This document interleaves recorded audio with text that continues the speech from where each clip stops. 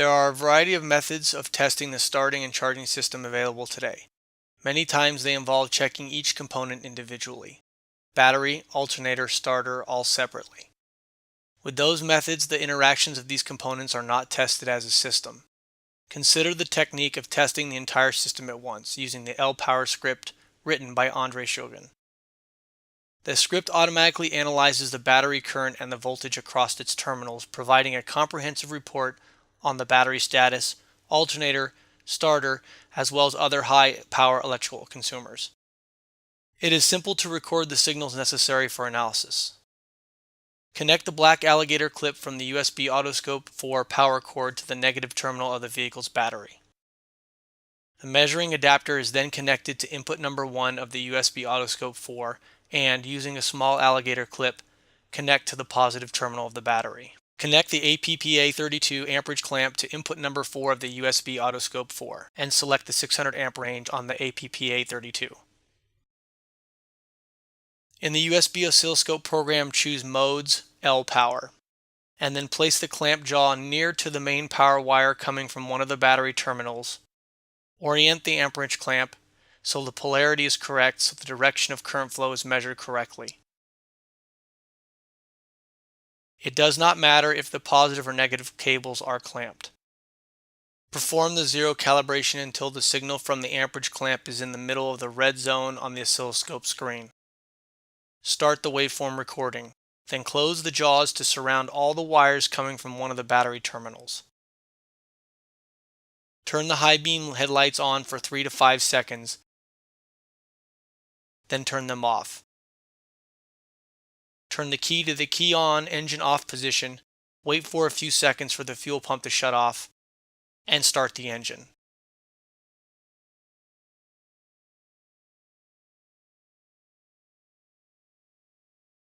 Turn the high beam headlights back on for 3 to 5 seconds,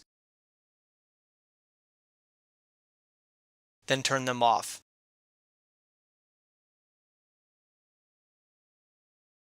Turn off the ignition. And remove the amperage clamp. Then orient the clamp to the main power wire at a position close to the one in which the measurements were done. Turn off the recording. In the USB oscilloscope program, choose Run Script. Enter the required information about the battery, which can often be found written on top of the battery housing. In this case, 356 amps.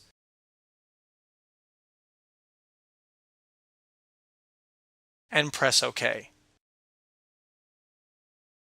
The analysis results are provided in table form, in which the measurements are grouped by battery, alternator, and starter. Parameters, which have values outside the allowable range, are automatically highlighted in color. In this case, attention is focused on the fact that at the moment when the starter activated, the battery voltage has dropped below 9 volts to a measurement of 7.2 volts.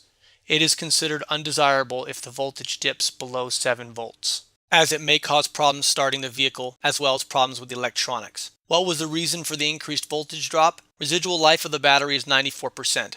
Instead of the entered value of 356 amps, the battery provided only 335 amps, but a 6% reduction of available current is not critical and indicates that the battery, though not new, is okay. Starter circuit is okay, all parameters are within normal limits. Now, compare the characteristics of the starter with the characteristics of the battery. Required battery starting current of the starter circuit is 684 amps, but the battery is rated to 356 amps. Conclusion: the available current from the battery is almost half of the desired value. Thus, the main cause of increased voltage drop when the starter activates is an incorrectly selected battery. Consider some examples of faults that have been identified by the ElPower script. This report is from a car with a bad cold engine startup in winter. The owner replaced the battery without success. The results showed that the battery was not being charged enough due to the low charging voltage of the alternator. The problem was resolved by replacing the voltage regulator. In the following example, on the contrary, the voltage regulator is setting a very high charging voltage from the alternator, 17.5 volts. That is undesirable for vehicle electronics as well as the battery. Moreover, high charging voltage may cause intensive electrolysis of water in the electrolyte and the rapid formation of gas. This gas is an explosive mixture of hydrogen and oxygen. An electric spark, the flame of a lighter, or an incandescent material can cause an explosion of a force that is sufficient to destroy the battery housing. Consider the following example, where the battery was not charging enough because of defective alternator phases. Here, in the script report, it is written, "Current of one phase is missing." The reason for this failure can be damage of the diode bridge or stator windings. In this situation, significant voltage ripple occurs in the vehicle electrical system.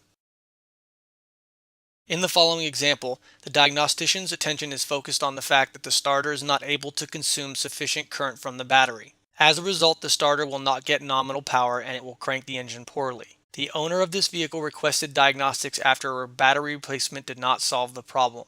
The true failure was increased resistance of the power supply circuit to the starter. As it turned out, due to the oxidation of the wire terminal connecting the engine block with the negative terminal of the battery. The script is also able to recognize unstable contact between the brushes and the collector of the starter. Having such a malfunction, the starter may cause harmful interference to the vehicle's electrical system, but at the same time, it works almost normal or it does not work at all.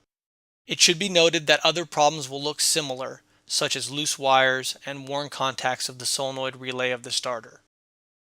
If diesel engine glow plugs are activated during the measurement process, the script provides additional information about the status of the glow plugs and its control relay.